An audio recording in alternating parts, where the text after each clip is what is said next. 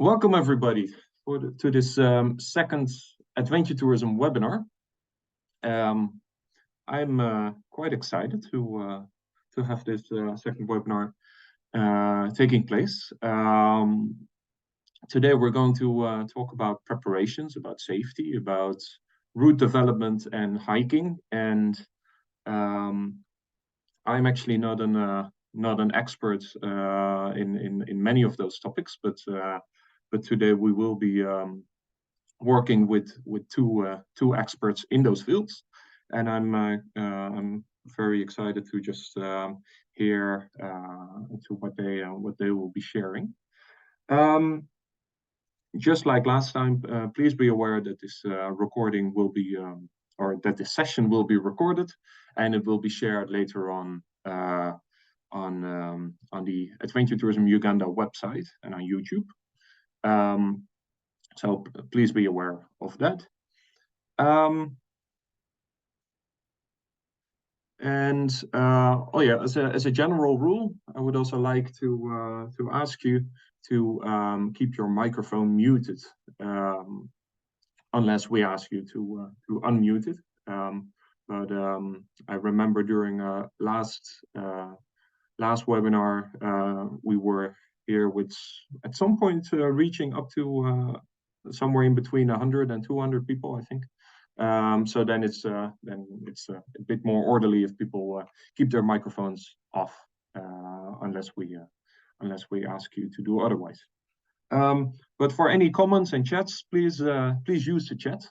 I have a second screen next to me, and I'll try to read the chat in the meantime. But I also have my colleagues here who can help me with that. So that being said, in this webinar, we're going to focus on a few different topics. As I said, we're going to discuss preparations and safety matters in adventure tourism. I think in any kind of tourism, preparation and safety is key, but maybe even more so in adventure tourism. And I think there's good reasons for that, but we'll also discuss those.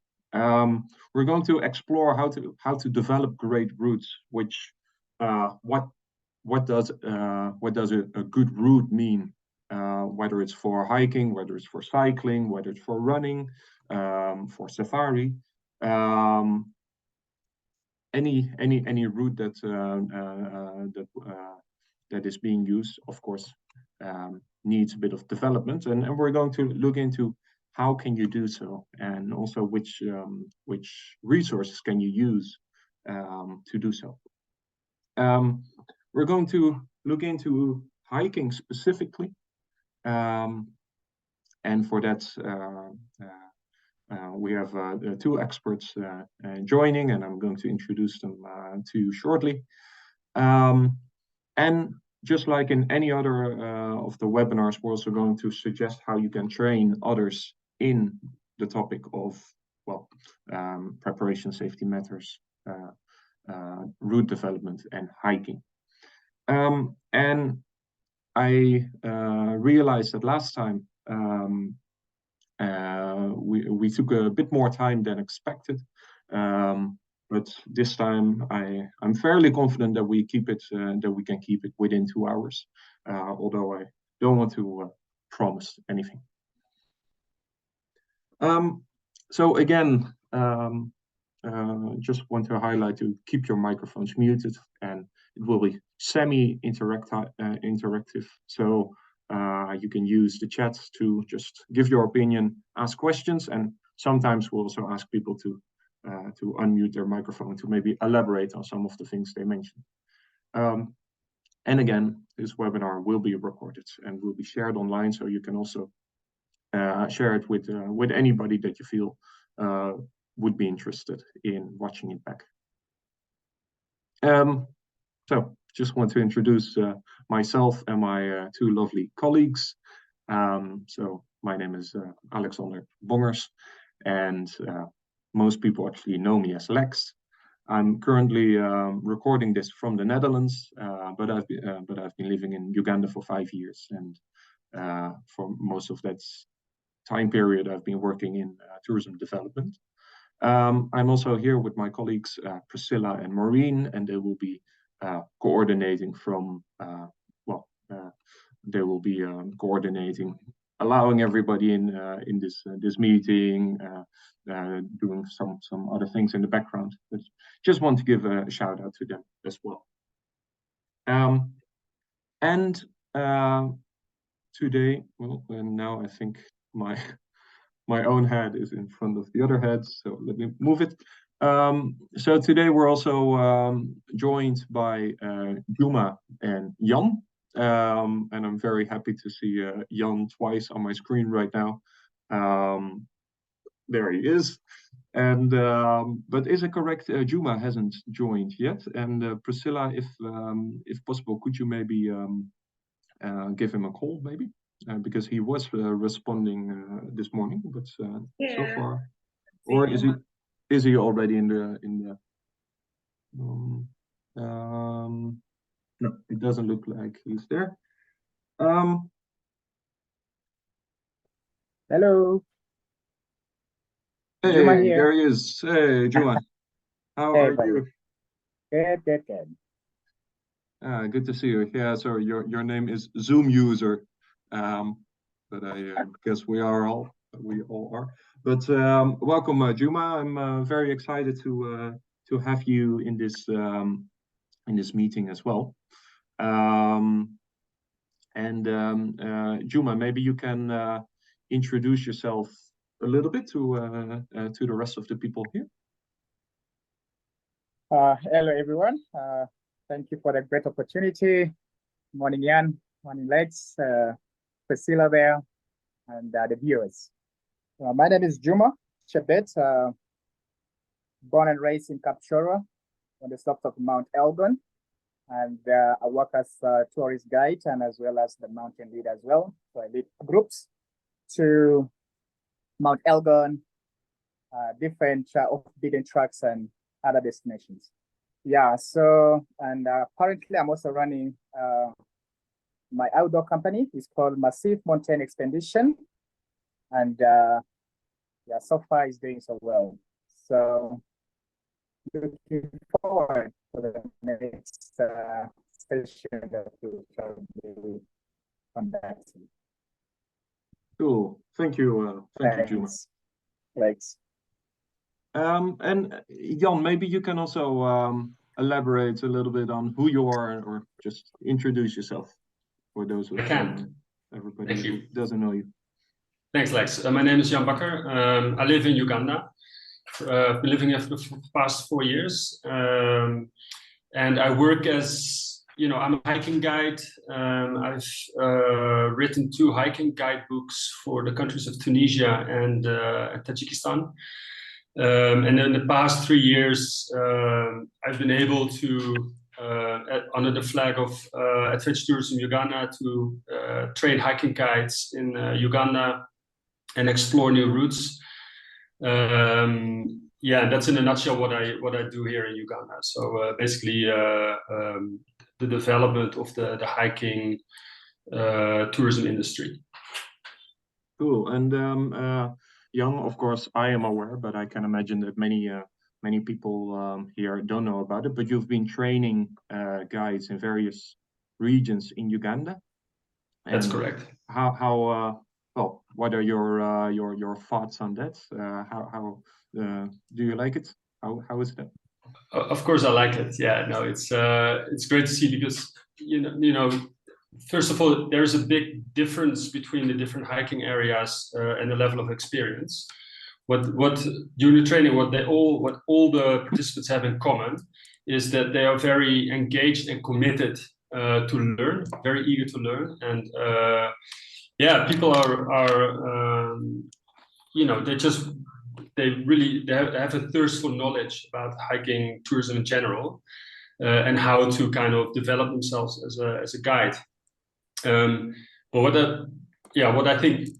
what struck me most is that everybody cares. Like, the care is the biggest thing. We also did a few tryouts, so hiking also with clients, and you notice that it doesn't matter what level of experience there is.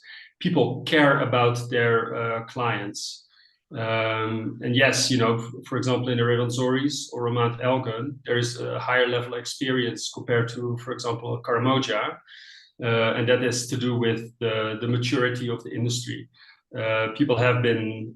Companies have been running trips on Elgon and Rwenzori for a few decades now, whereas Karamoja is just kind of starting as a hiking destination. So I would say, of course, there's some room for improvement, but I think from what I've seen is that there is talent, and I think they're well on their way to kind of catch up with the mainstream hiking destinations in Uganda. Cool. Thanks, Jan.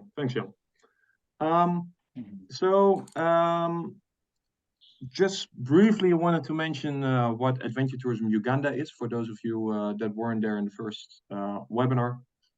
So Adventure Tourism Uganda is a consortium of tourism companies that jointly want to professionalize the adventure tourism industry in the country. And they jointly invest in product development, capacity building, and marketing, and they receive some funding for it from the Netherlands Enterprise Agency. And this program runs until 2023, which means that this series of webinars and the launch of the training modules will be the last activity under this program, at least in its current form. So these are the companies. Let me just show you the logos. And if you want to know more about it, I would like you to revert you to the website or the previous webinar. So I would like to ask everybody that is present here. I see there's 20 people present at the moment. Please introduce yourself in the chat. Well, tell us who you are and which company you work for, and also how does your company stand out from the crowd? So please use the chat and I'll read out what I'm seeing there.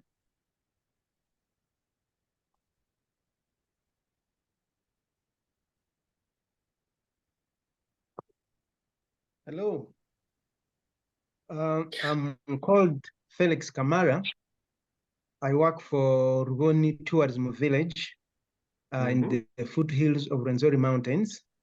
And we kind of we want to start promoting, or we are promoting sustainable tourism, but while focusing on ensuring that not only high mountain climbers enjoy Rwenzori, but also people who want to enjoy locally and climb the short hills without going into the national park, as a way of supporting the local communities around the park. Thank you. Great, thank you, Felix. I really appreciate you for doing that, because I think Jan, you also agree with me. I think you mentioned it many times that around the Rwenzori Mountains there's so much more potential for also shorter hikes that are also more integrated into other kinds of activities, so that not everybody has to climb the Margarita Peak, but that you can also do 1 day or 2 day hikes. Thank you for doing this, Felix. Let me read out. There is Robert Amuriat from Let's Go Travel, based in Kampala, Bugolobi. So sometimes I also work with Let's Go Travel. And tell me, Robert, how does Let's Go Travel stand out from the crowd? You can unmute your microphone if you want to.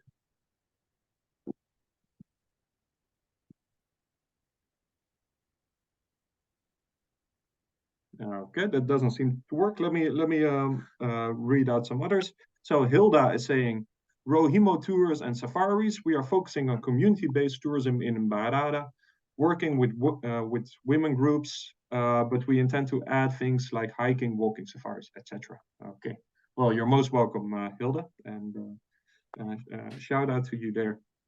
Hello to all of you.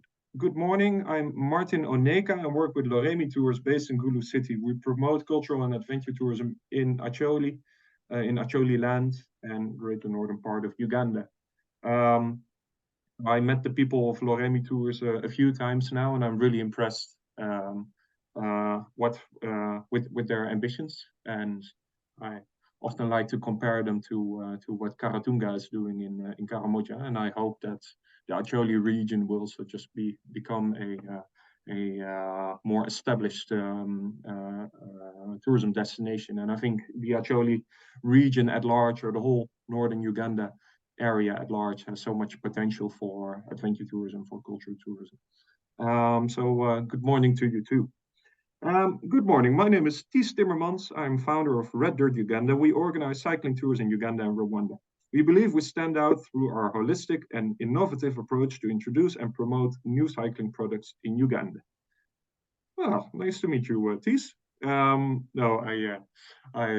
Of course, I know you, Ties, and also in the fourth webinar, you will also be among hopefully be among the guest speakers in this, and then you can actually also elaborate on some of the activities that you're involved in. But I'm very happy that you also joined for this webinar. So welcome.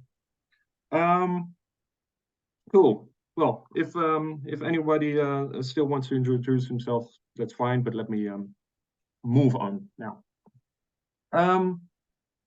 So also just to the to everybody here, please use chat to maybe mention what characterizes a good hiking guide. How does a good hiking guide compare to a bad hiking guide? What defines a good hiking guide? And of course, it's a very open question, but I'm just trying to get the discussion going.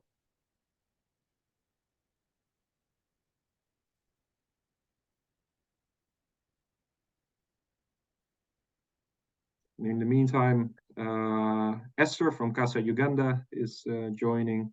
We focus on sustainable tourism. Yes, good to see you again, Esther. Also, sometimes I work with Casa Uganda, and I'm very happy with that. So Casa Uganda is based in Mbale and in Sipi, and I think also some other. They're looking into other destinations in Uganda as well.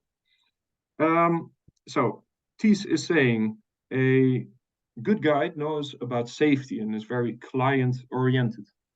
Ties, would you like to unmute your microphone and maybe elaborate on what you mean with very client-oriented? So good morning, members. Thank you for giving me the opportunity to speak. I believe that a good guide is very client-oriented in terms of service-oriented. So he or she knows exactly what a tourist or a client needs. He looks out for that tourist, and during the tour and even before and after the hiking tour, the guide listens a lot to the clients, so that he or she can detect issues or can make sure that everything goes well, make sure that there are no safety risks, and make sure that the whole tour will be not only safe, but also very pleasant and without any worries. Yeah. No, I fully agree with that. And also in this webinar, we're going to look a little bit into customer segmentation and the importance of knowing who your client is. So thanks for already mentioning that. So Felix was saying, a good hiking guide must be fit and able to hike longer than their client guest, must be innovative, a team leader, and a problem solver. Yeah, of course you bring in the idea of fitness, and well, unfortunately sometimes you come across guides that struggle to keep up with their own clients, and that can lead to all kinds of issues around safety and also just to the general experience, I guess. So yeah, I agree. But maybe Juma, could you maybe elaborate what in your opinion characterizes a good hiking guide? All right. Thank you once again. Um, I believe what the also mentioned is quite qualifies for a good hiking guide. Sorry about my background noise. It's the rain pouring right now. It's a mountain, of course. Yeah. So I believe a good hiking guide should be in a position, be a problem solver, and is a good communicator as well. Communication is key in this and plays a very big role, both in communication and as well in the field. Can you engage your clients? Can you listen to their problems? Can you excite them or meet their expectations? And can you show some care? And yeah, fitness is also there, but fitness could be on and off sometimes, especially on the high season, you could be fit, but low season, you could also be unfit, but if you keep up with the exercise, so it helps it a lot. Has it ever happened to you that you felt like I'm not able to keep up with my clients?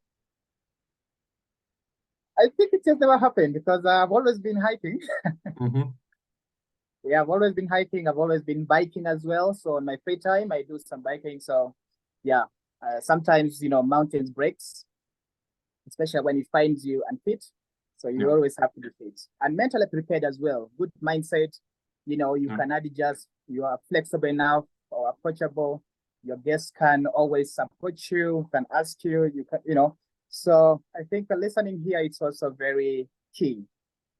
Yeah. And how you can relate to the clients also within the environment or the community around as well, So it's always like you have to be an example in front of the guests and how easily they can also get an opportunity to interact with the community and to understand, what's going on or what's happening. Yeah. Okay. Thank you, Juma. So in the meantime, also Peter and Sumbuga has joined. I hope that I pronounced that correctly. He's saying, working with Wildlife Adventure Safaris Limited, we have established biking service in Mabira Forest and the environs, communities and sugarcane plantations. We also run other tours in Uganda and Rwanda. Well, you are most welcome, Peter. Jan, can you maybe also unmute your microphone and elaborate a little bit on your experiences of how does a good hiking guide differ from a other type of guide? Yeah, of course.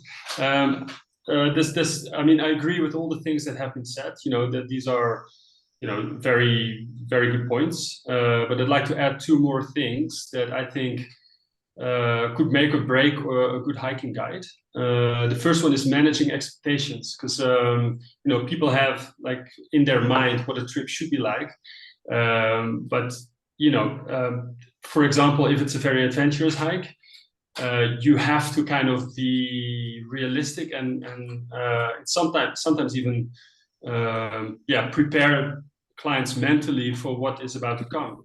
Sometimes hikes are very hard.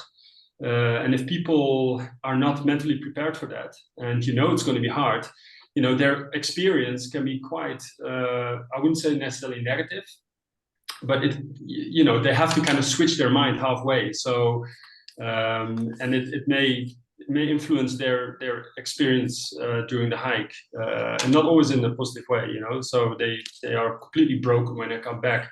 Or they think, oh, I thought it was an easy hike, but it was actually turned out to be very difficult, too difficult for me. So I think managing expectations is an important one. You do that at a briefing, and also you need to be able to make tough decisions. If, for example, safety is an issue, maybe the path is fallen away due to a landslide or anything, you need to be able as a guide to make that decision to turn back and not go to that beautiful waterfall. And that's often very hard because, of course, it will influence the customer experience. That it will,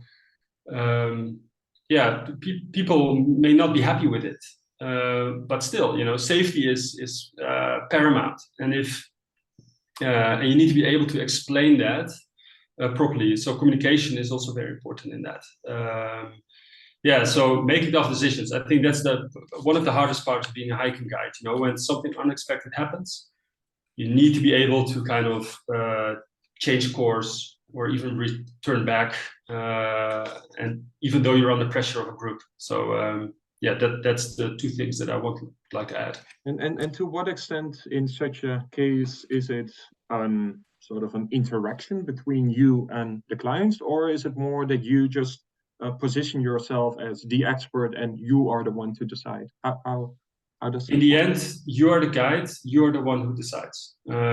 Because if something happens, because you kind of compromised on your decision, and you still go, for example, and someone gets injured, that's on you. So yeah, so despite the fact that of course you want to be democratic, but you are the leader, and if you find a certain section too dangerous or anything, then the final decision is yours, and it's not a democratic decision, unfortunately.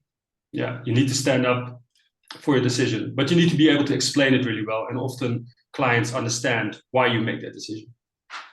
Yeah. Okay. Thanks. I think that is a nice bridge into the topic of preparations and safety. So let us look what the slides have to offer us. Oh yeah, this is actually this is something that I struggle with while preparing this, and then I realized, like, hey, wait a minute, why don't we ask all the people in the audience, like, how does the activity of hiking, how does that compare to other things you often hear, like trekking or mountaineering or walking tours? Like, are they fundamentally different, or is it synonymous, or is there some overlap but it is slightly different? So again, if you have some ideas about this, please share in the chat, and then we'll ask Jan and Juma what they think.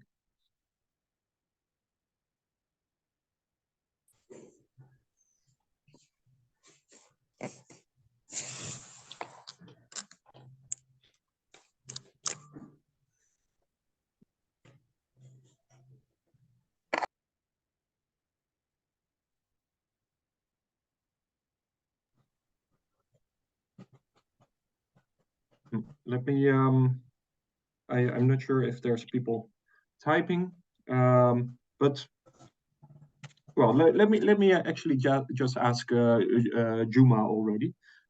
Juma, how do you believe that hiking compares to trekking and mountaineering and walking tours, and which of those do you mostly use to refer to your own activities?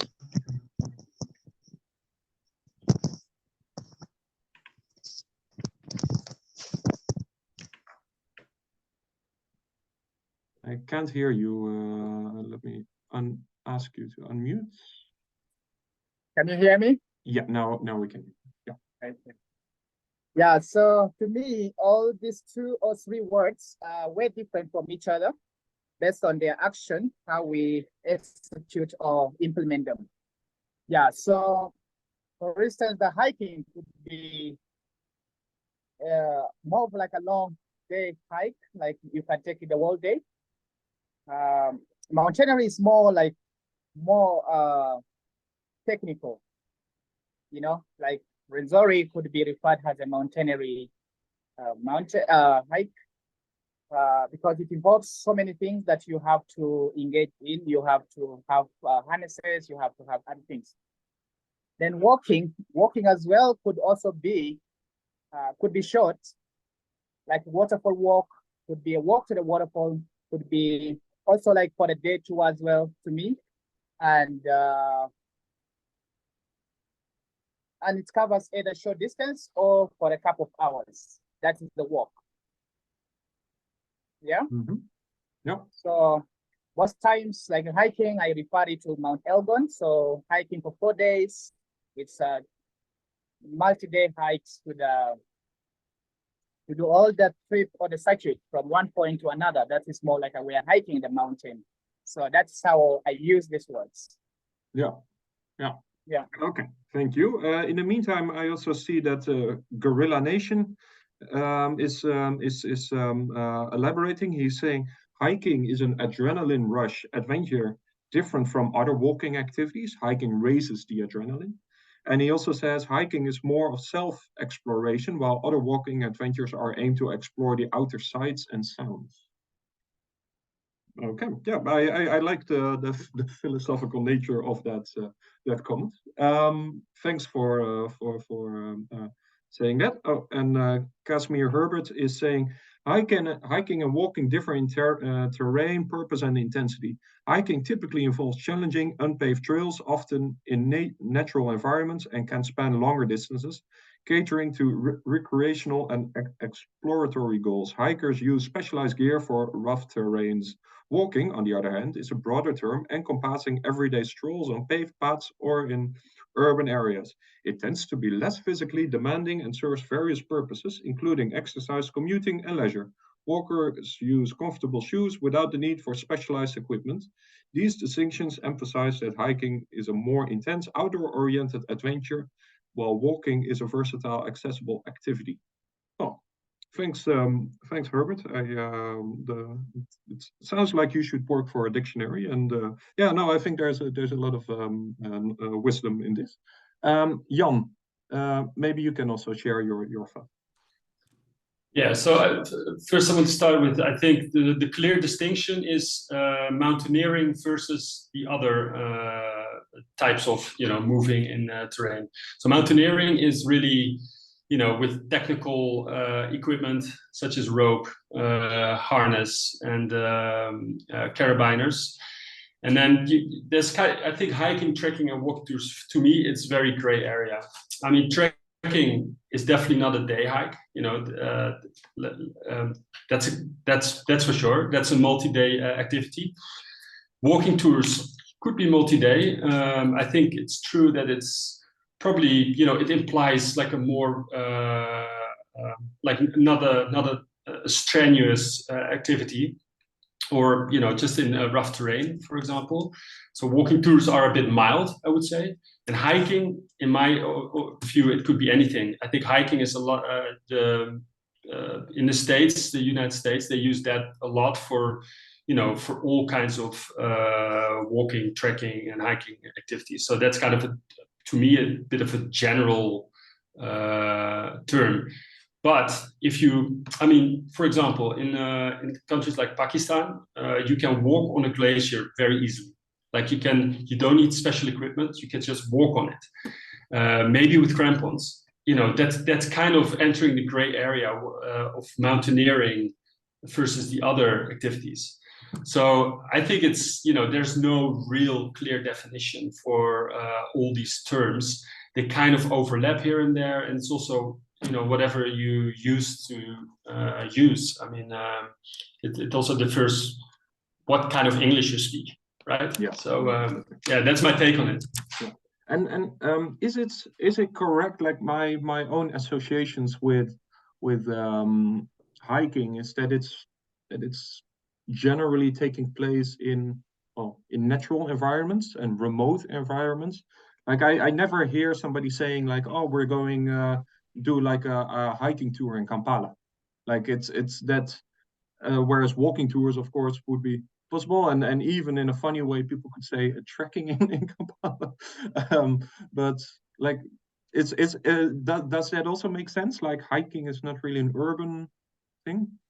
Yeah, no, I think that's fair. I think hiking, you could say it's like a rural activity, and it could be in pristine nature, but it could also be going through the communities, or somewhere where it's developed. It can still be hiking, but I think they all have in common. It's probably not in urban areas, but in rural areas. Yeah. So I like Googling myself a lot, and so I also Googled a little bit. I asked Mr. Google Sir what he had to say, and so these were the things I I found. So again, I'm not an expert on this, but this is just how summarized. So I also found that hiking often tend to be done on actual trails, whereas trekking can be broader and also just on no trails at all. And for mountaineering, indeed, there's this big distinction that you don't need any specialist or technical equipment. And generally, with walking tours, they are just shorter and less demanding. But yeah, I guess there is indeed quite a bit of overlap, and especially between hiking and trekking, and hiking and walking tours, there's quite a bit of overlap. So when we talk of hiking in Uganda, what are some of the destinations that are really the more established hiking destinations, and which ones are a bit more new? So, well, I think last time I gave quite an elaborate mapping of Uganda as an adventure tourism destination. So let me just keep my mouth shut and ask Jan to elaborate on this. Yes. So I think, generally you can say that Uganda has 4 established hiking areas or hiking destinations. And if we can start with the first one, I prepared a few slides for that. So the next slide is, that's basically the border area with Rwanda and Congo. It's Magahinga Gorilla National Park. You've got 3 beautiful volcanoes there you can climb, Muhavura, Gahinga, and Sabinyo. And I would say that's a fantastic hiking destinations. Although it's just for day hikes rather than trekking. So it's really you go up and you go down.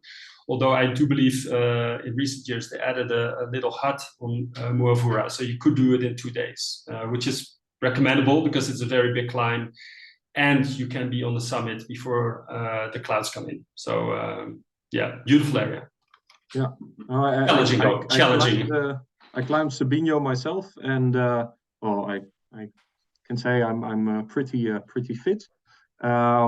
But I especially in the descent, it was actually quite hard on the knees, and the next day I definitely felt it.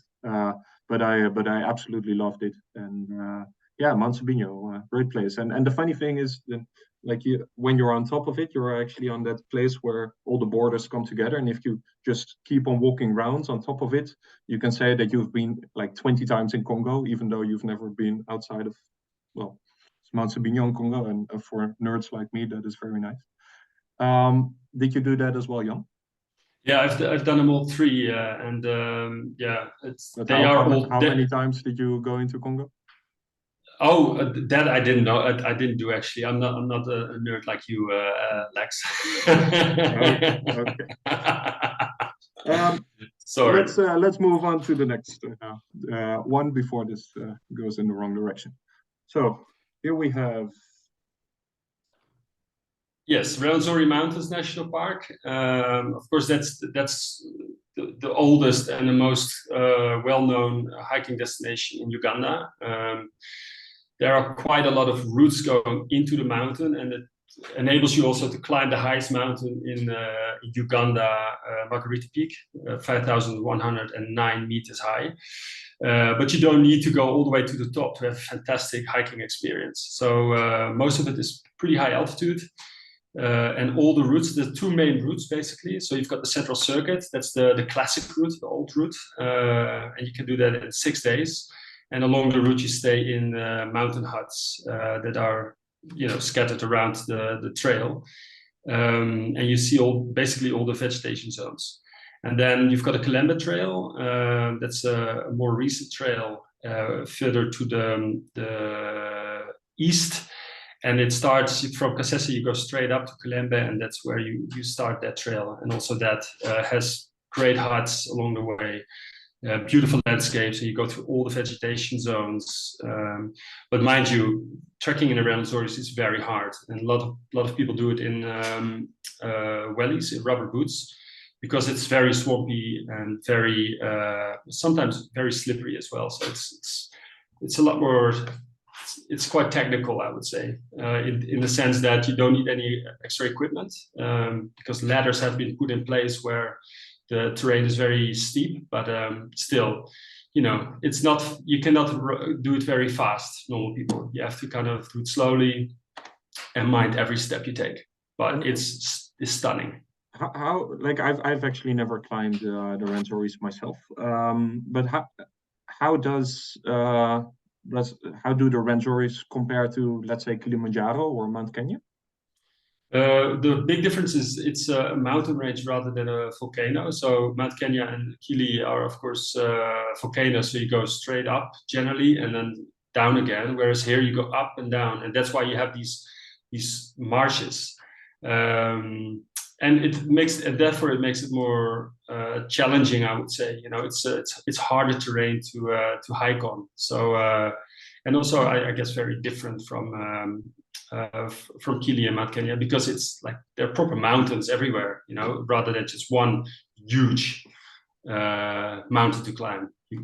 And there's various peaks you can climb. There's a number of 4,000 peaks other than Margarita Peak you can go up. So makes it also, there's a lot of opportunities there to go back and do it again and do a different mountain or a different route. So yeah, that's the big difference with the other mountains in East Africa. Cool. Thanks. Juma, have you ever climbed the Rwenzoris?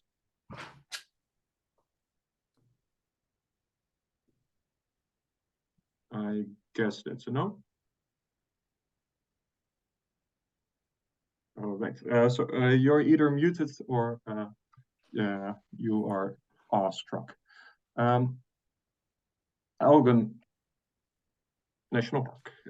Yes, I would like to give that one to Juma, but if he's not there, I can talk about that. You know, because this is Juma's turf. He knows it much better than I do, and it's his home soil basically. He's son of the soil, as they say there.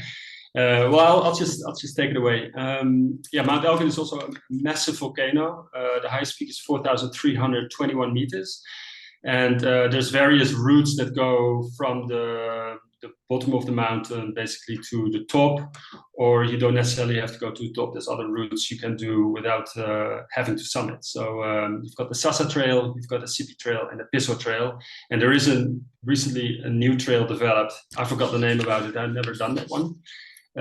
Also here you have on the Sasa Trail you've got huts, and on the other trails it's camping. So it's in that sense a bit more adventurous. And that's also quite the appeal of of this place. Recently, there's been a concession has been signed with Mr. John Hunwick, who also operates on the Kileme Trail, and he's currently busy with developing a new route around the Sasa Trail. So I'm very curious to see what that's going to be like with new huts and everything. So there's exciting stuff happening on Mount Elgin at the moment. But it's a very accessible mountain. I think everybody can do it. People do it with children as well. So yeah, no, it's a mountain for every hiker, I would say. And of course, Mount Elgin is shared by Uganda and Kenya. And is it possible to start in one country and go down in the other? Yeah, it is. Yeah, you can do a cross-country, cross-border trek into the Kenyan side.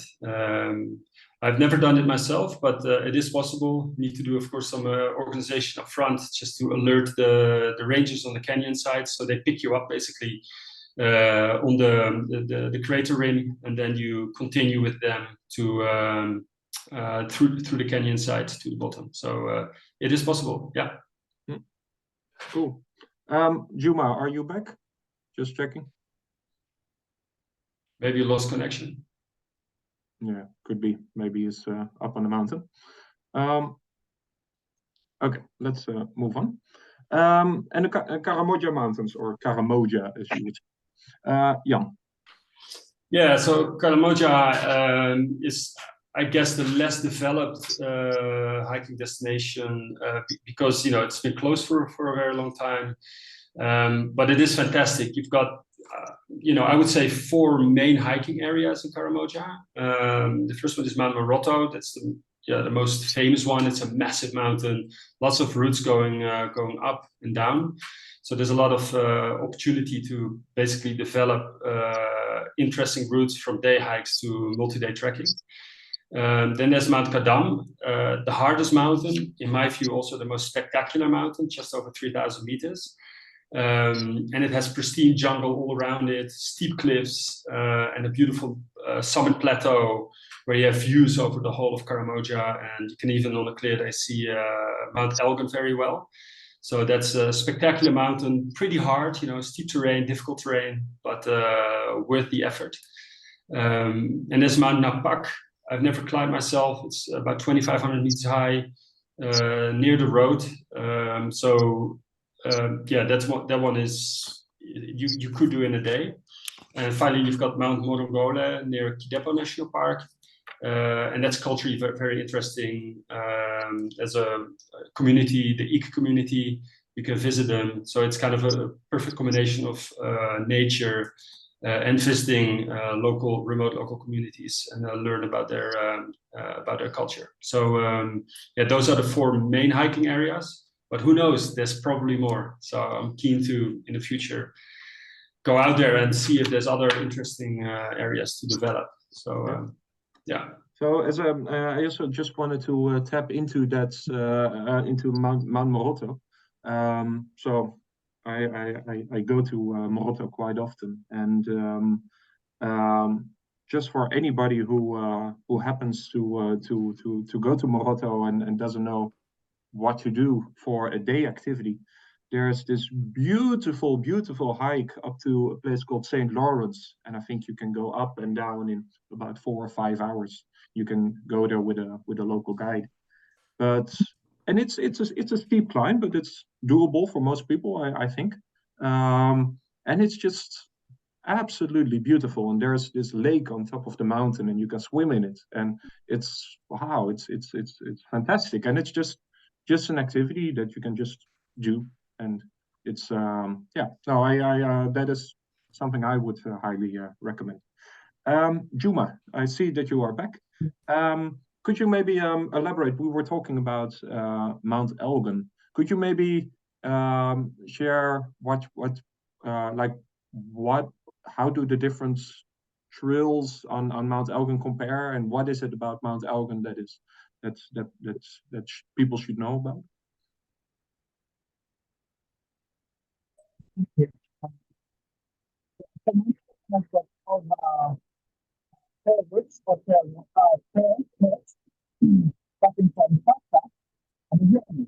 Sorry, the line is not good. I'm sorry, Juma. I can't hear you properly. So maybe we can still do this later on. Thanks. Or maybe you can also actually type it in the chat, and I will read it out. Maybe that could also be a good idea.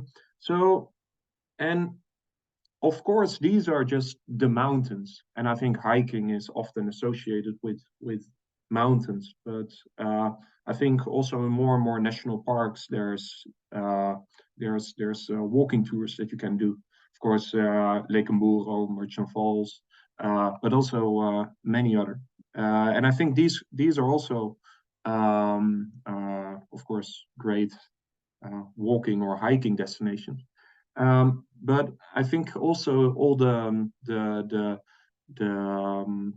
wildlife reserves and the forest reserves are also, like, there's so many of them in Uganda, and I think, well, especially international tourists always think about like specific locations, but one of the things I personally like about Uganda is that diversity. I think also West Nile must have so many great hiking trails that are maybe not established as an actual route. And I think we're also going to look into what defines a good route. Like, of course, it needs to be spectacular, but probably some other things need to be in place as well.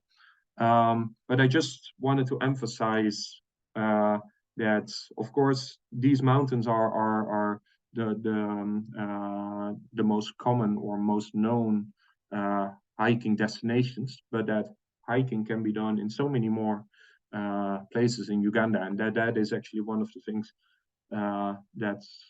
that is great about Uganda, because there's such a diversity in natural environments as well as cultural areas. So let's move on to this idea of a good route. When we think of what makes a route, or maybe maybe a trail even, what makes it good? Like, what are the things that we need to take into account when we say, like, well, I'm here with a group of tourists and we're going to go on this route because it's great. What makes it great? And also, what are the things that need to be arranged if we want to further develop hiking in Uganda? So again, please just use the chat, and I will read them out. And I think also Gorilla Nation mentioned hiking destinations in Uganda, and I think we Jan covered them all, but indeed also the Crater Lakes areas around Chebet and Fort Portal. Of course, they are wonderful for walking tours and hikes.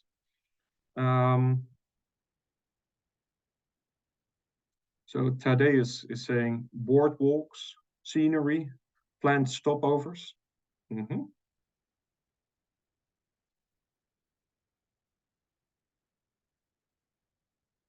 So Thaddeus, maybe you can switch on your mic and maybe elaborate a little bit, because you're saying you work with Isunga, and you do hikings to the top of the world, which is of course a beautiful place. But can you maybe elaborate a little bit on, like, what are the type of stopovers you like to incorporate? Hello, everyone. Hi, we can hear you. Yes, please. What I'm trying to mean, like, when you're on the trial, you need to plan for your clients good stopovers or en route stopovers. For example, you cannot stop where there is no where there is no, like, an attraction, or where there is no good site for taking photos. That's what I'm trying to mean. Yeah. So when you do your tours, are there specific places where you feel like, wow, it's always good to stop here for a while because tourists love it? Yeah. That is it. Great. Yeah. No, I think in your area, almost everywhere there's just, it's such a spectacular region, isn't it?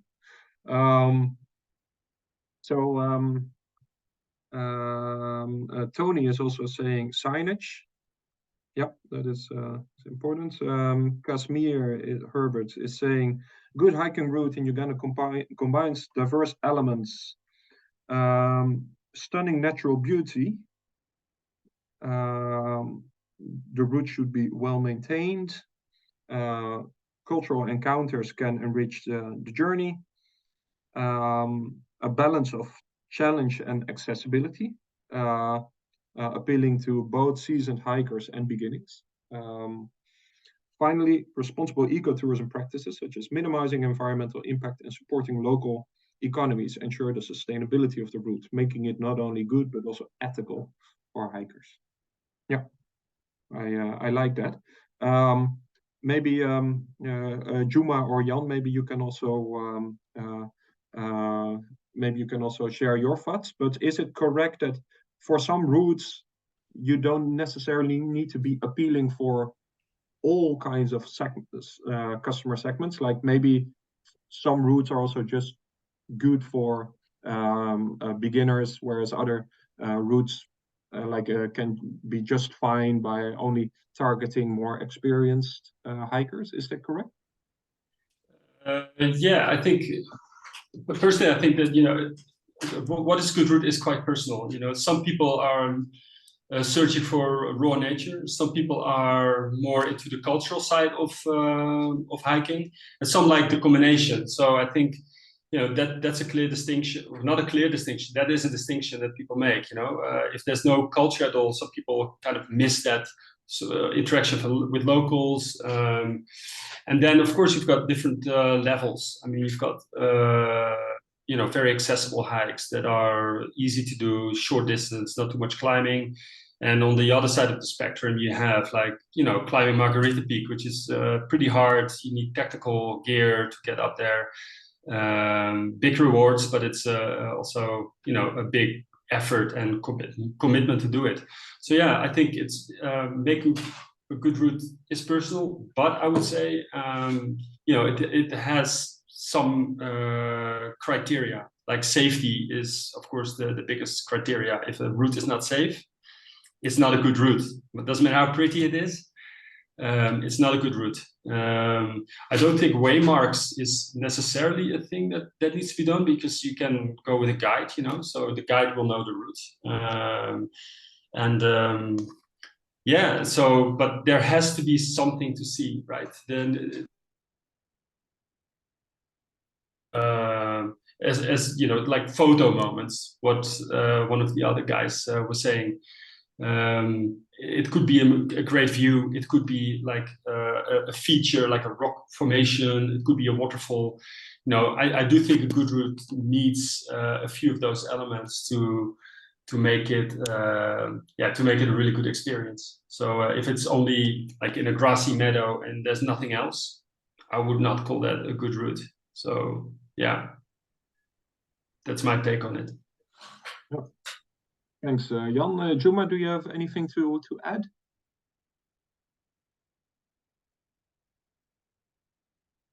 Yeah. Yeah.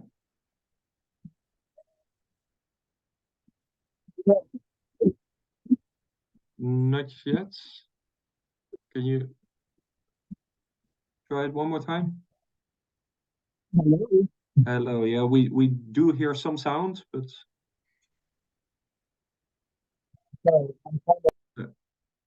yeah, no, it doesn't seem to work, Juma.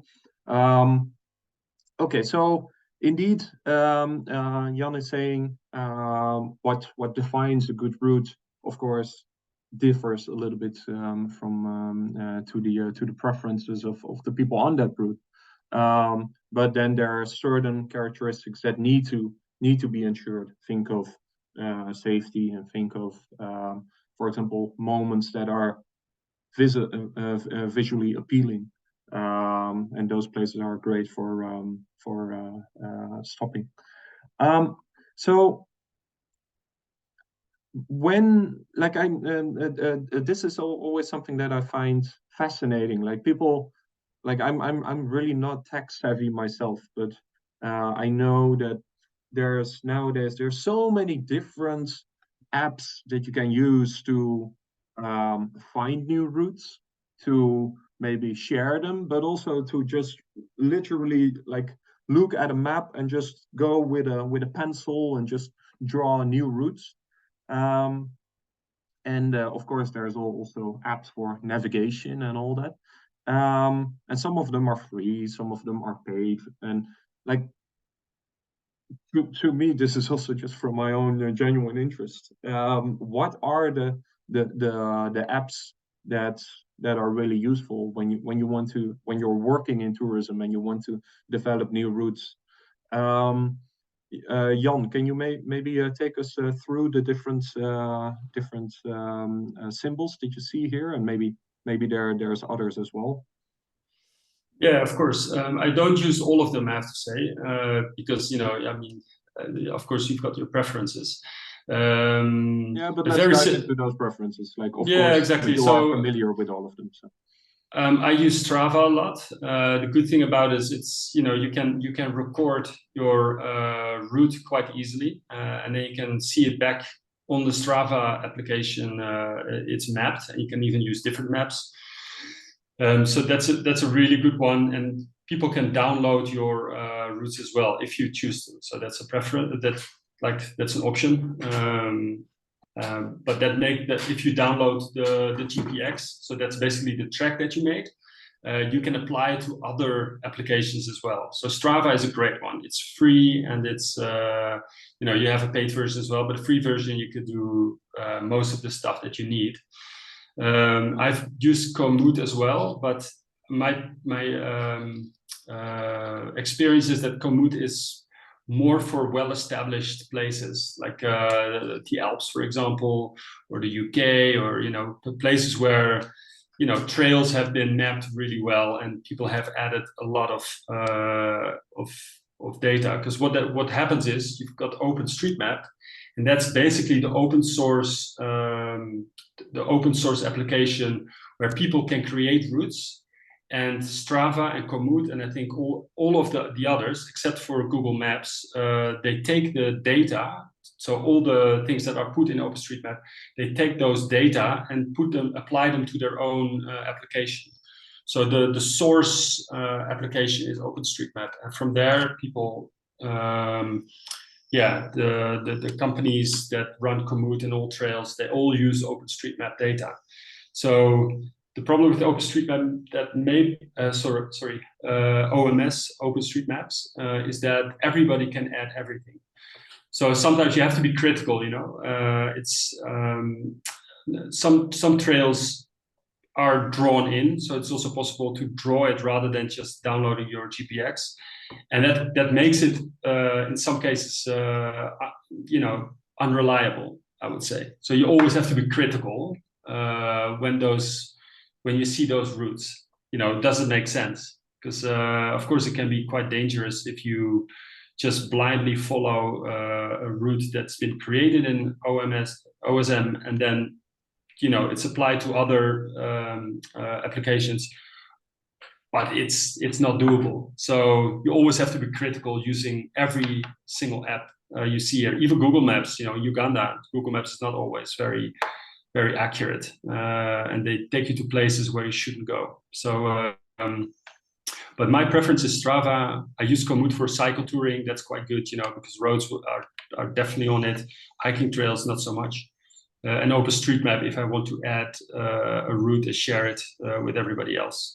But I know a lot of people use Maps.me, Gaia, AllTrails. And I think Google Maps is good if you're searching for a cafe, for example, or for a place to refresh, like a shop, or so you can use a combination of those applications, and you can get you've got a few good tools to kind of develop a route or just use it for your own navigation.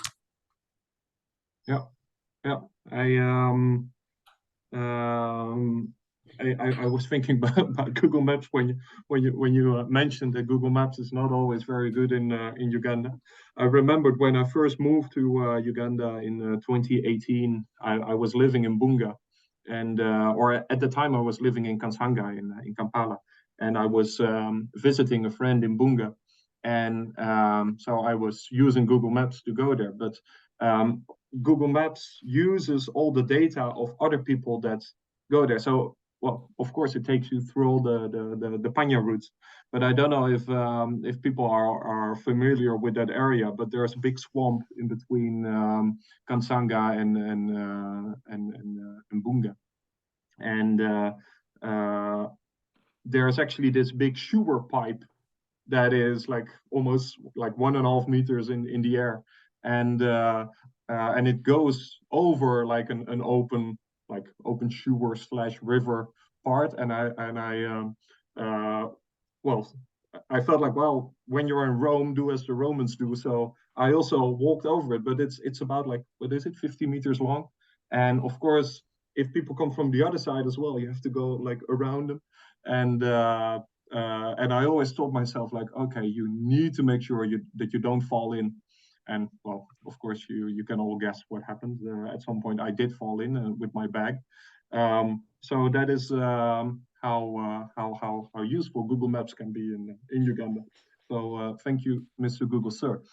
But So just to finalize this little overview, Gaia and AllTrails and Maps.me, are they are especially useful in navigation, right? Like you can download a route and you can use it offline. Is that correct? Yeah, that's correct. Yeah. So it's I think especially Komoot and AllTrails, they are very similar companies that do the same thing. Yeah, Maps.me and Gaia, I think you can upload. I think Juma uses Gaia. Maybe he can say something about it in the comments, because in the chat. So he uses Gaia, I believe, and Ties uses Maps.me. I think Ties is also participating, so they can maybe say something about those applications. I never really used it, but they all serve generally the same purpose. Yeah. And so let me wait for them to write something. I know Ties has left, by the way, but and also one thing that I don't know if it's completely relevant, but I do a lot of guides trainings in Uganda as well, and I always recommend people just to download the Wikipedia app, and whenever you have a spare moment and you want to know more about a specific place. For example, you're a guide in Fort Portal and you feel like, wow, how is that again? How is the history of the Toro Kingdom again? And you can just, like, it hardly costs any data. It's completely free. And you can get so much knowledge on so many things. And of course, as a guide, you also need to be aware, like, where do you get your knowledge from? And knowledge is not only the type of knowledge that you learn on school and that you can find in a book about birds or whatever. Knowledge can also be important when it comes to knowing which restaurant to recommend. So then you would, of course, use Google or TripAdvisor or whatever. But to refresh your knowledge of the stuff that you use for storytelling, just use Wikipedia a bit more. I can highly recommend it. Let's move on. I think we can skip this because I think we touched upon it a bit. So Jan and maybe Juma in the chat. Both of you are experienced guides, and we're now going to look into the topic of preparations. So, what are essential preparations for a trip, and like, because I guess that's when you want to understand what makes a professional company different from another company, part of it has to do with the preparations. But I mean, preparations is just a concept. What does it mean in your case? What are the type of things that you need to have in place before you can go on an activity? Yeah, I think there is a bit of a difference between Juma and myself, because Juma is running his own business in one particular place, which is CP Falls and Mount Elgon, and I do hiking. I guide hiking trips all over the world. So that's and I don't necessarily know a place before I go there. So that requires quite a bit of different preparation. Do you work with local guides in such a case, by the way? Or? Most of the time, yeah. So I've done trips where I guided like wilderness trips in Greenland, for example, where you just you are the main guide and you make sure people are comfortable and safe, and you organize all the logistics and everything. So that's a lot more work, to be honest. I'm always happy to work with a local team such as Juma or wherever we are, because they usually do organize the logistics, and you just have to kind of double check that everything is in place. And but yeah, the majority of the work is done by the local team. So yeah, that's also a big difference. But usually I use, we work with local companies that are the domestic management companies on the ground, the DMCs. And I'm always very thankful for that, because they take a lot of work out of my hands. However, you know, for me, it's basically very customer focused. So I need to know who's coming on my trip. You know, I'm looking at sometimes the age. You know, is there a big age difference in the group, which doesn't necessarily mean it's a problem, but you know, it's good to be aware. Medical, like the medical records. Some people may have like allergies or they've had injuries before that are relevant. So I need to know what the state is of the customer, if you will. And then, of course, I'm looking at the route. You know, I study the route really well before I go out. So I use maps, I use photographs, guidebooks, whatever is available, just to get to know a route as much as possible, and maybe notes from a former trip. So I know also where the cruxes are, where there could be issues, and for that I also use a risk analysis. So I think we'll touch on that later on, but risk analysis is an important one, just to be aware of, you know, where problems, where safety concerns may happen. And yeah, just make sure also paperwork is an important one. So, you know, in some places you need permits, you need to apply for these permits up front. If you don't do that, then you're just not allowed to enter.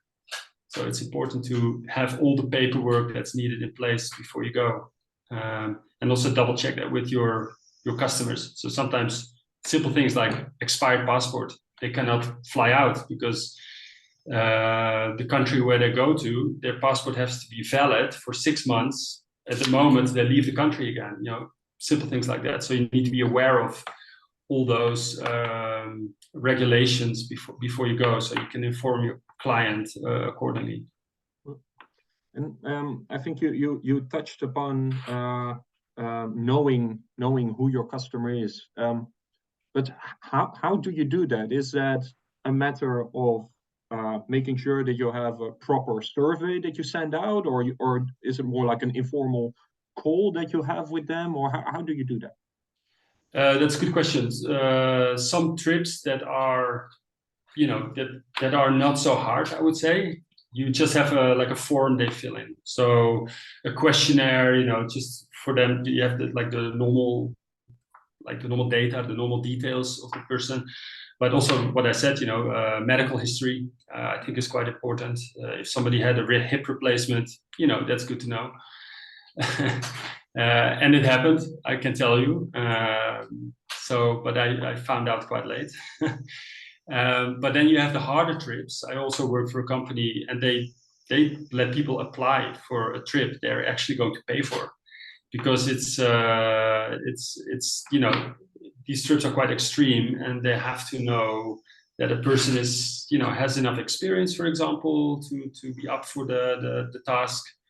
So they have like chats with these people before they can actually book that trip. It's kind of on the extreme end of adventure. Like, these are hard adventures, but yeah, that's a method. And I don't do that myself. You know, I work for different companies. I don't necessarily organize them myself. So, but you know, I get briefed by those companies on those matters. Yeah. Cool. I think you answered this question, and for the sake of time, let us actually just move on, because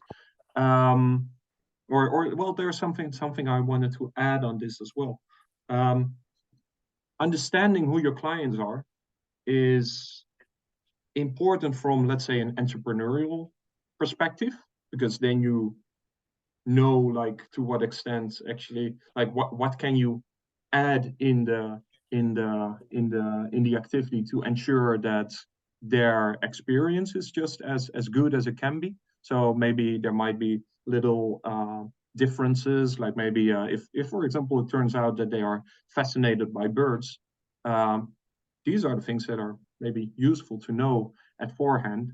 But also like understanding who you target, of course, also makes sense from an entrepreneurial perspective. So that's really like that customer segmentation thing. But I think for the sake of safety and just making sure that everything goes well, then indeed the things that Jan mentioned are crucial. So make sure that you really know as much as possible about who your clients are, in terms of hobbies, but also maybe characteristics like physical fitness, etc. Hello. And yes, Juma, did you? Yeah, I also just wanted to add more on the preparation. Also, of course, goes in line with who your client is, and also knowing their expectations. And also, what is also very important is the communication prior or before the trip. You know, like engage the client in the conversation, and so that's it helps you to prepare well for the trip. Usually, we encounter people or some tour operators who sells the trip to the clients, and because there's little knowledge, or he has little knowledge about this mountain or mountain experiences, so he brings the clients on the ground without really properly preparing the client. So, and when the client reaches on the ground, you're like, okay, do you have this? Because since you don't have a direct communication with the client, is where the biggest challenge is. So, and we would be able to advise them according to maybe the season, or maybe what to bring along the trip, and also to know the food restrictions as well. Like, is this person vegetarian? Is this a vegan? Is this dietary open? Yeah, so these are the things that if you don't well handle it before the trip, you can mess up the whole trip at the end of the day.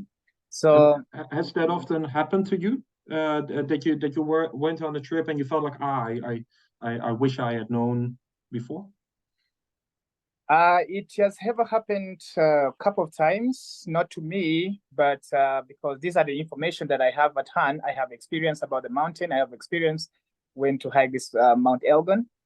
But we encounter this because we do not have a direct communication with the client, but there's someone in between, or the tour operator himself is selling up the trip about Mount Elgon. Then he just calls you, yes, I've arrived, and my clients would like to hike the mountain, and they don't have the camping gears, or the camping gears they're coming with is these are Savannah 10s,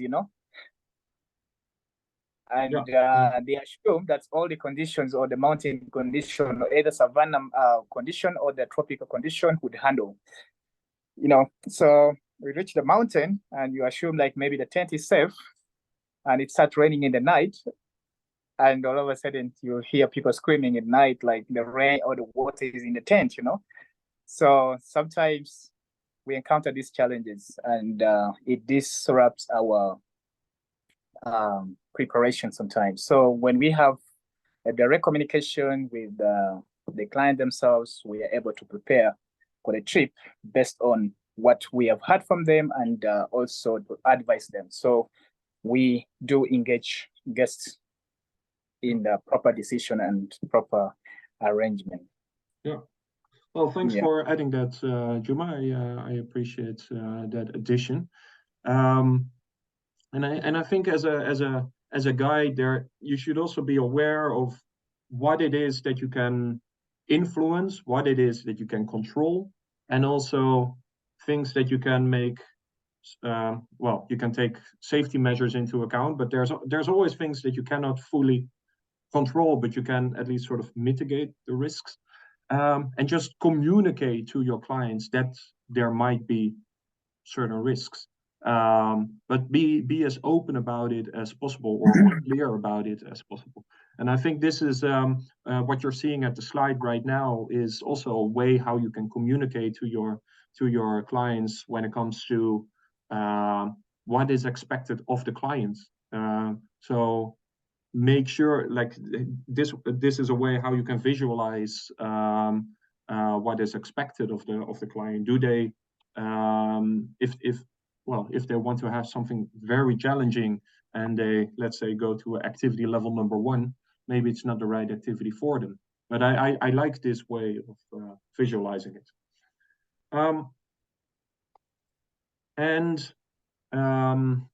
Well, we are already diving a little bit into other topics now, but let me just briefly mention this. As I said, from an entrepreneurial perspective, it's also important to know who your clients are, because then you can play into their specific needs and wishes. And CBI has quite a number of useful market insights, and I just wanted to share this with you. That they have identified different segments for customer segments for the adventure tourism industry, and then they've also like they give tips on how to engage or how to work with those different segments or how to target them. And if you want to know more about this, please have a look at that report. So I'm going to share this presentation with everybody, and then you can just use the hyperlink to go to that report.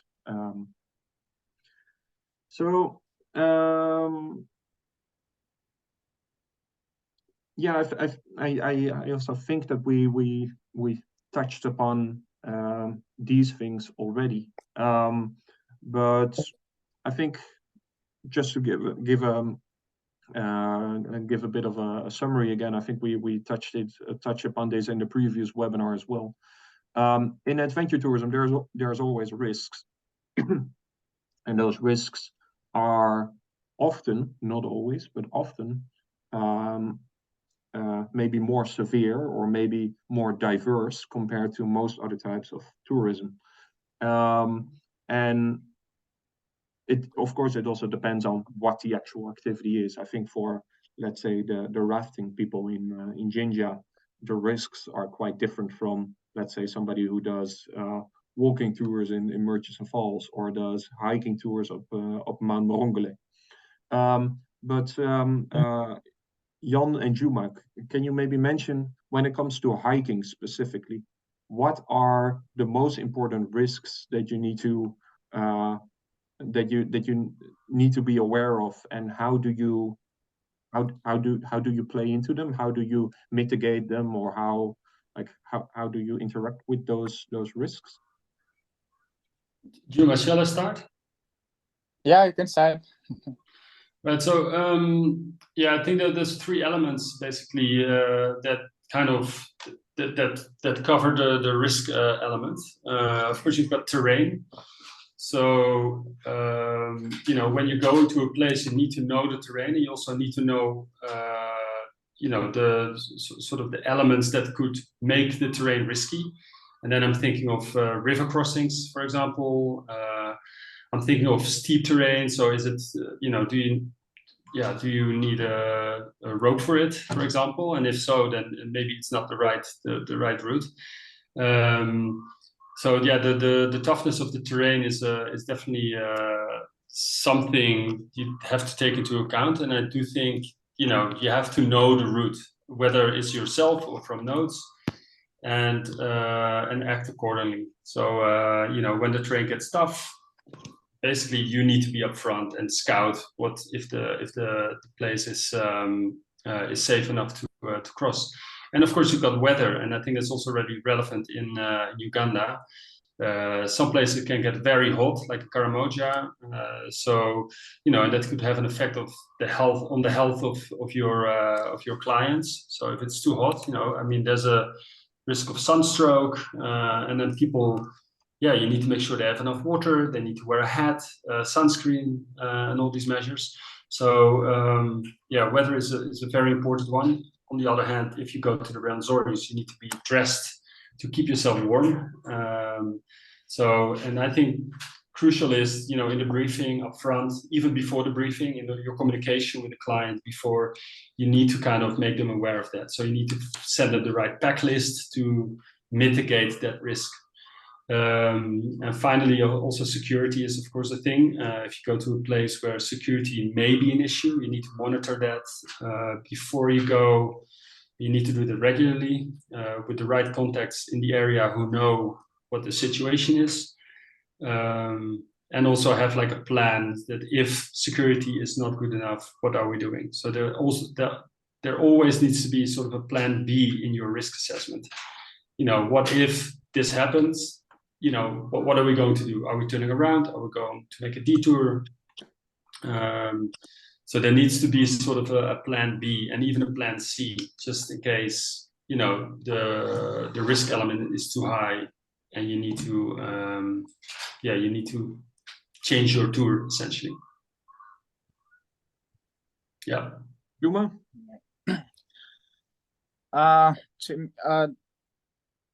I'll also explain based on my level of experience as well. So Elgon being the moderate, the hiker's moderate mountain and a free walking mountain. So especially one of the risks that I've also seen is the AMS, which is acute mountain sickness as well. So sometimes it's also very important. So people experience this a lot, not even just to this mountain, to Mount Elgon, not Rwenzori though. Sometimes Rwenzori, yeah. So mountain sickness is very, very, it happens quite often to different people from different countries. All comes down to preparations as well.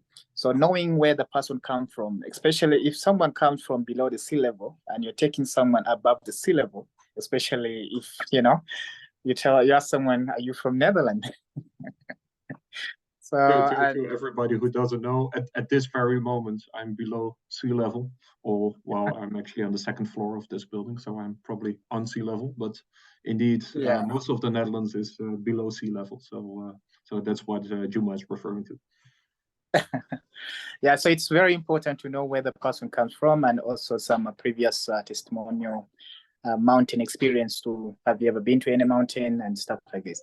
Now the level of fitness also matters a lot. So is the person an athlete? Is the person an average hiker? Is the person, so, and what pace can you use on this, especially certain group of hikers who have this level of fitness to keep up, so to avoid him or her breaking, because sometimes the mountains are so brutal, especially if you approach it in a very inapproachable manner that is not really, to your level of fitness. So the level of fitness is also very important to check. And of course, everyone will always say that, oh, I'm fit. But, as you take people on the ground, they always exhibit what their level or their shape moment is. So with acute mountain sickness, it's very good to have a knowledge in terms of the first aid. What are the things, what is someone is supposed to take when he or she experiences such moments, So the medicine, or, you have to really have a proper discussion with the guest or with the client. You might give or prescribe for that client, and yet he or she has an allergy, so which is very, very key to find a way on how to do it. So we also have sometimes, like, the trails can also, part of or different zones of the mountain, we pass through the mountain parts, whereby you never know what, or if maybe there was a heavy wind, it can also break some of the trees. And so you need to find out about the trail. Is it clear? How is the condition? And just to avoid, because the most times, or what our duty or our work is all about, is to take someone out and bring that person home safe and sound. So do you then just, for example, call other people who went up that route maybe the day before, or like if you haven't been there in a while? Yes, you have to make some communication from the recent group that went up or came down from the mountain. So you make these calls on a prior before the day of the trip. Yeah. Yeah. Cool. Thanks, Juma. You're welcome. Yeah. Thanks. So I think for any entrepreneur in tourism, I think it would be a good idea to just do a risk assessment. And so risk assessments, like there's different formats that you can use, but this is one of them. Like you make a distinction between how severe the consequences would be for such a risk, and also how likely it is that this risk will well, that the danger will actually happen. And then you can just make a table like this, but you can also follow any other format and act upon it. But it is good to have this risk assessment checked by experts. So, for example, there's risks that have to do that are related one-on-one to the actual activity, but there's also risks like maybe an Ebola crisis will again happen, and what is that going to mean for my business? So there's different elements that you could place here, but so this is just one of the tools that you can use. And again, if you go to that CBI report, there's more explanation on how to develop it and what the perks are of doing it. And as I said, there's various things that you can do when or various things that you can do in dealing with the risk. You can avoid it, you can reduce it, you can retain it. There's various things that you can do. You can have an insurance cover some of the risks. So I also, for the sake of time, I'm not going through all of them. But this source is quite enlightening, and I can recommend it to all of you. So when I'm talking of the sources that I use for this, CBI has 3 different reports that are quite interesting. So explanation on how you can specifically target the European market as a Ugandan tourism company. Also some market studies on the potential for adventure tourism. Some tips and tricks and best practices when it comes to managing risks. And also, of course, there's also just standards and requirements that every tourism company should adhere to. And so there's international standards for them, and they're developed by an organization called the ISO. And for adventure tourism, these are the standards. So again, I'm going to share this presentation with anybody that is interested. So please leave your email in the survey after this presentation, and then we're going to share it with you, just like last webinar. Now, in adventure tourism, you might also want to use a waiver, and I'm not sure if everybody knows what a waiver is, and it might be relevant to you. It might also sometimes be irrelevant, but I really hope that especially the rafting people would use a waiver. So for everybody in the chat, can you please elaborate whether you use a waiver and what purpose it has? And maybe Juma, you could maybe also type in the chat whether you use a waiver before you go on the mountain. Same for you, by the way, Jan. So I'm actually quite curious for this because we received a bit of questions on this, and sometimes waivers are very elaborate and very precise, and sometimes they're just messy and amateuristic. And sometimes there's no waiver at all, and you wonder, like, how are people going to deal with you in case there's an accident, for example. So Anybody who are you using a waiver?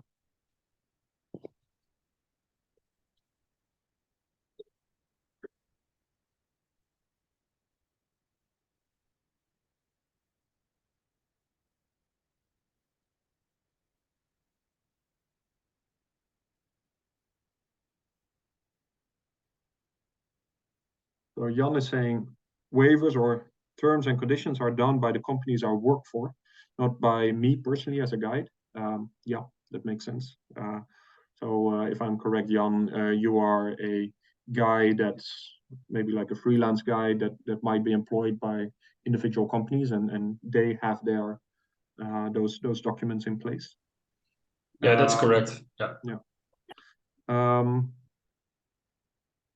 Now let me just move on to the next slide for, and then I can still look at the chat. Or actually, Herbert is saying the purpose of a waiver for activities is to legally protect you or your organization from potential liability and lawsuits. By having participants sign a waiver, they acknowledge and voluntarily assume the risk associated with the activity, releasing you from responsibility for any harm. Yeah, so it's a legal document that sort of mentions or that makes it explicit that you as a customer are aware of risks, and also that liability is with you rather than the company if you sign it. So when you sign a waiver, you acknowledge that your health situation is compatible with the activity, and that you follow the safety guidelines, and also, and this is important, that also in case anything is unclear on how to do those safety guidelines, that you actually seek for help from the experts. You acknowledge that there are certain risks involved, and that you cannot hold the company accountable or liable for any loss, damage, injury, or expense. So this is just in general the things that would be included in a waiver. But it's important to stress that a waiver is not like this magical document that you can use and then you can just do whatever you want as a tourism company. No, of course not. It's based on reason. It's based on what is sort of like what can reasonably be expected of a tourism company. So even if you have a waiver and you still just ignore any safety issues at all, or you don't do any maintenance at all, you are still liable for this, because as a customer, of course, you're not going to check all the individual ropes when you go upseiling. You sort of assume that a professional company is actually using ropes that are professional. So yes, you mentioned like you acknowledge that, well, you never know how the conditions are going to be, and even if the rope is good, there might still be accidents happening, and you acknowledge that there is this risk. However, as a company, you should do whatever you can to ensure or to maximize safety. As a tourism company in Uganda and involved in adventure tourism, I would highly recommend at least looking into those things. And there's different formats that you can just download from internet and go through it critically, and maybe together with somebody, like maybe with a legal professional. But I do think it's also a sign of the company not being professional if you as a customer feel like, well, but there's a lot of risks to it, and why is there no waiver? And of course, I mean, if you do just a village walk, then a waiver might be a bit weird. Like, why do I have to sign a waiver if I'm just doing something like this? But if you're going rafting, if you're going upseiling, if you're going to climb a mountain, I do think a waiver should be included. So just some best practices, and again, I just Googled it, but I do think it's good to stress them. So just dropping a waiver and asking people to sign without reading it is not okay. So you have to make sure that people understand what is in the waiver, and that they give their consent, their signed consent, and also make sure that this waiver is stored in a safe place, because even I think up to 2 years after let's say an accident, people can still take measures against you. So you need to make sure that you have those things in place, and I think that's just general professionalism.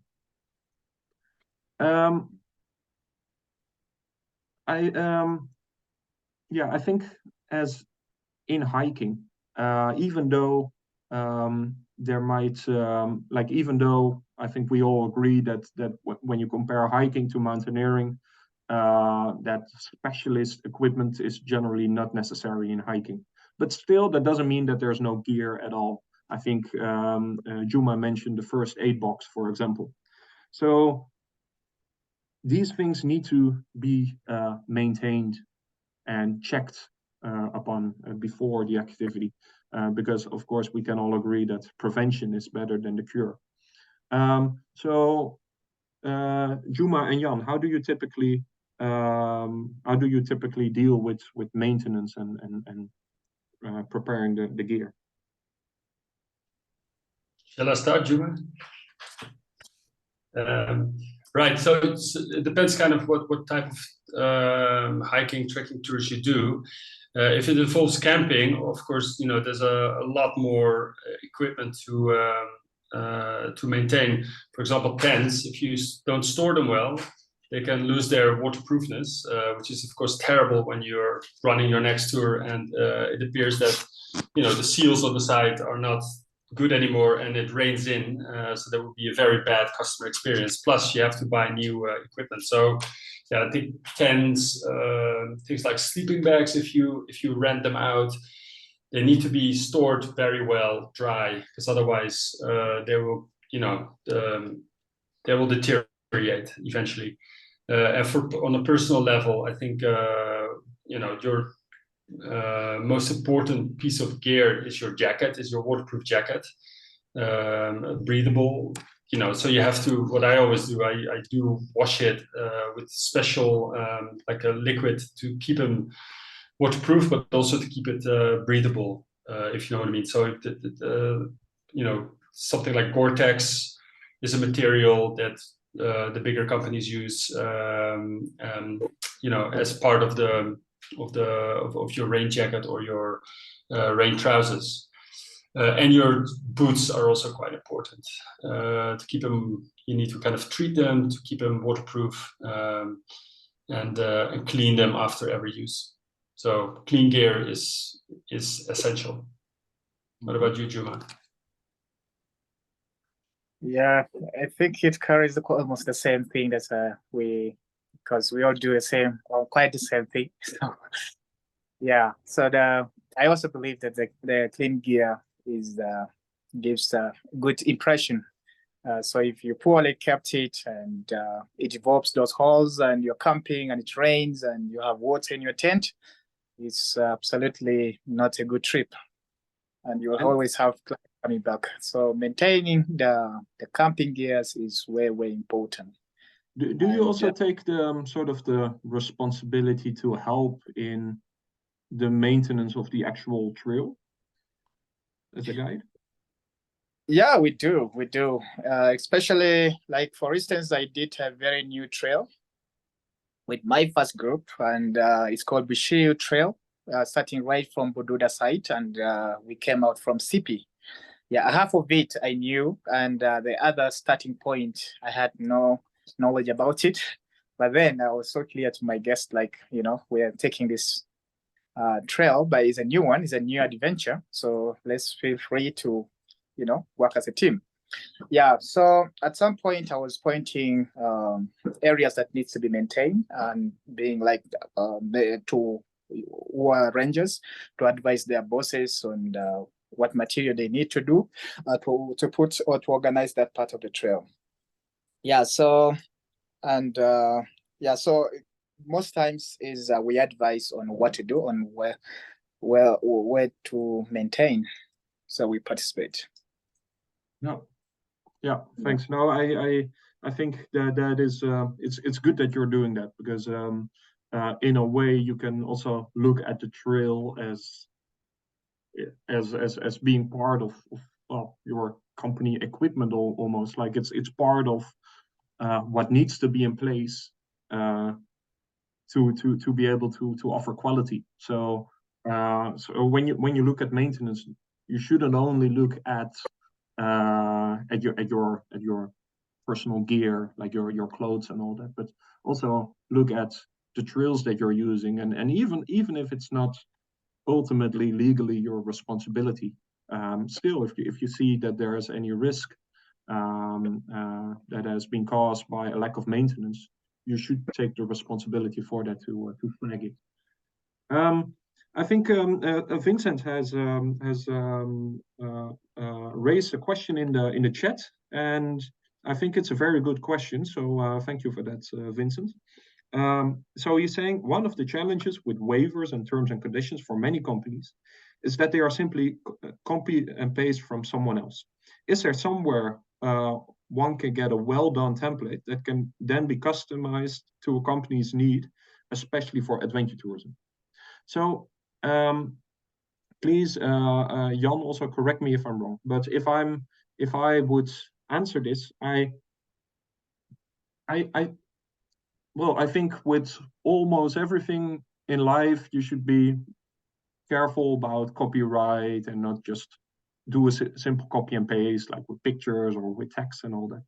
But when it comes to a waiver, I don't think it's a bad thing necessarily to just make use of documents from somebody else. I don't think it's morally wrong to do that, as long as you critically reflect whether it's applicable to your situation.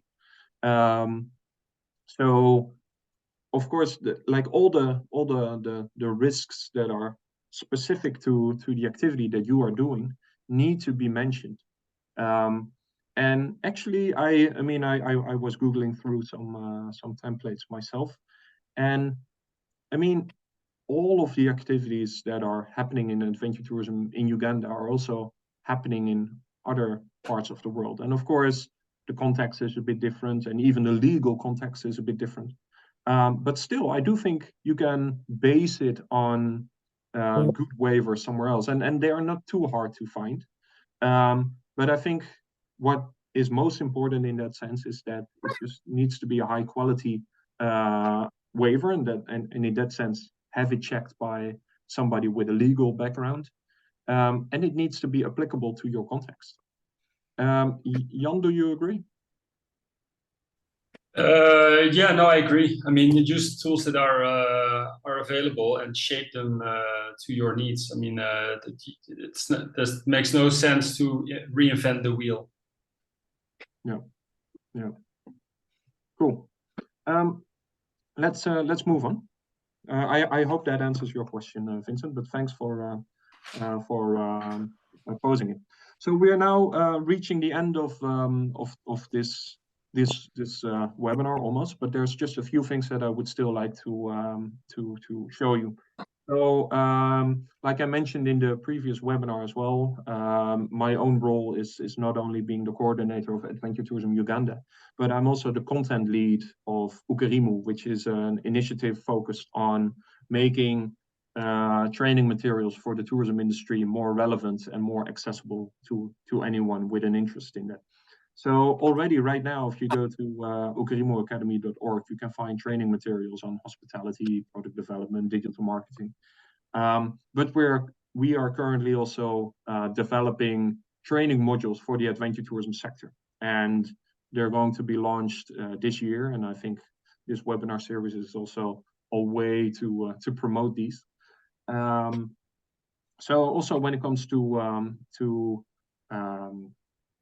preparation and safety and route development and hiking, we are currently working on modules, and those modules they include general knowledge on the topic, but also suggestions on how to do the training. So we will give you a training outline, but for each of the individual exercises, we explain how you could do it, and then you can still customize it to your liking. But it's I think it would be worthwhile for many people with an interest in training others. And it's all on the introductory level. So it's not that if you go through the training that you'll be an expert, but at least you have a bit of an introduction in each of those topics. So again, we're going to launch those modules soon.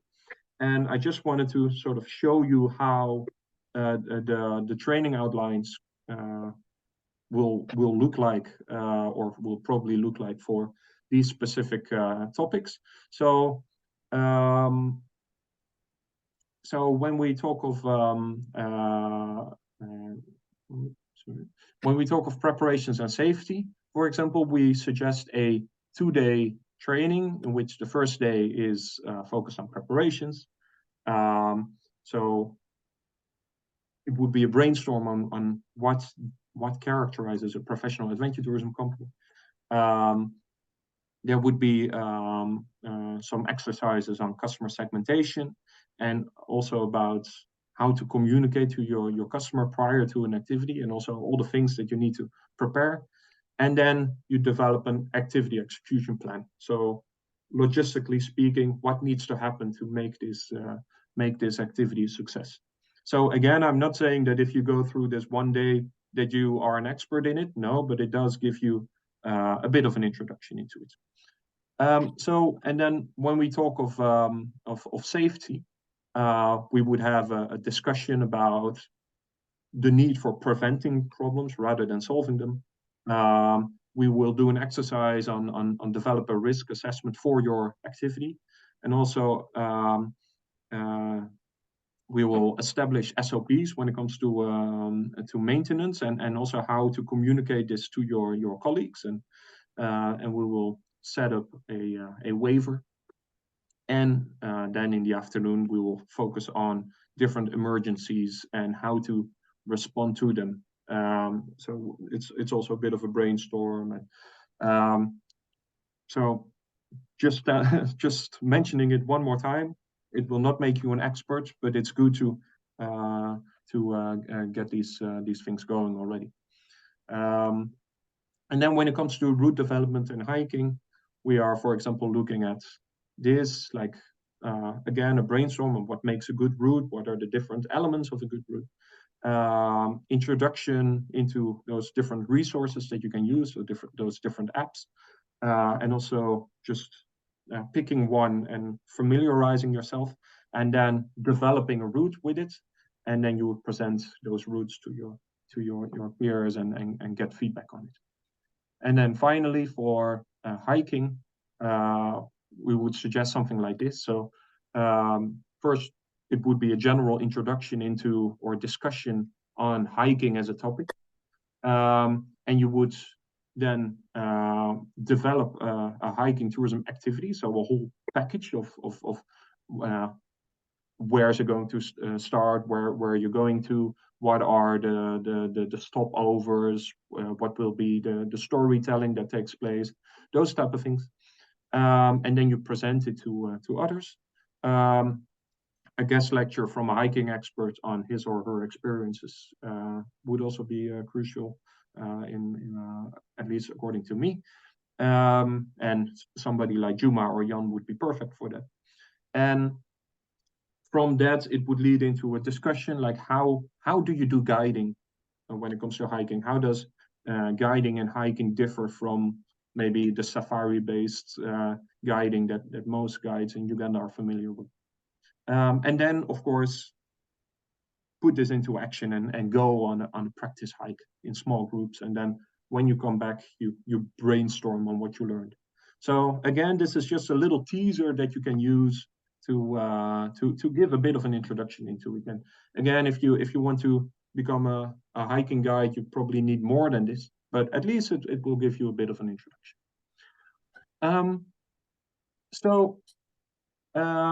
With this, we've come to the end of this this webinar.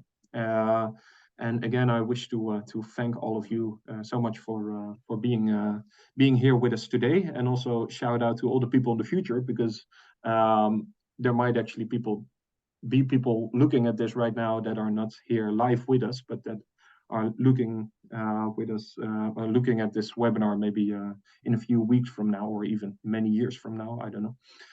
So also greetings to all of them, and thank you for watching this. I hope you learned something new, and in order to make the webinars in the future also a success, we would like to ask you to fill in the survey that will automatically pop up when you close off this window, and maybe you can mention a little bit about what you liked about it and how we can further improve. So Jan and Juma, thank you so much for doing this. I really appreciated your input, and even I learned a lot from you today. So thanks for that. Any last words from your side?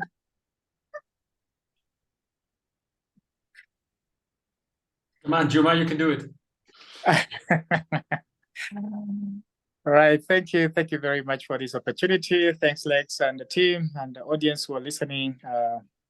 It's really productive, and we really appreciate. And let's keep adventuring Uganda.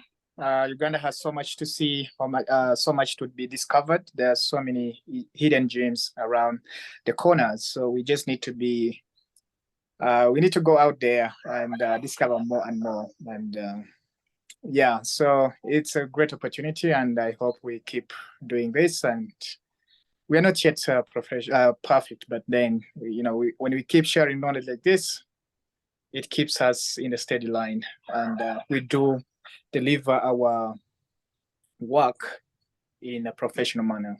Thank you. Thanks, Juma. Yeah, and I would like to thank everybody for participating and for, you know, Adventure Tourism Uganda for the opportunity to share my thoughts and experience. So yeah, thanks for that. I hope, you know, you guys can do something with that. Thanks. Cool. Thanks. Much appreciated, Jan. Now, let me also close off by saying that the next webinar will be next week on Friday, and probably we're going to work together with Karatunga and Matoka Tours in this, and we're going to look at cultural tourism and the role of the guide in adventure tourism. And we're also going to look into responsible and sustainable tourism. And then on December 1st, we're going to work together probably with Red Dirt, Ties, who was here in the beginning of this meeting, and we're going to look into running tourism, and we're going to work together with this with the people run Kapchorwa. And I'm also thinking of inviting maybe somebody from a more like event-based or specific locality-based high adrenaline activity. So I'm thinking of the rafting people, for example. But this is still something that I need to arrange. And then on December 14th, we're going to close off. So I really hope that all of you will be present during these meetings as well. Personally, I had a lot of fun today, and I hope to see all of you next week on Friday. And thanks everybody for being here. Okay, thank you. Thank you. Bye.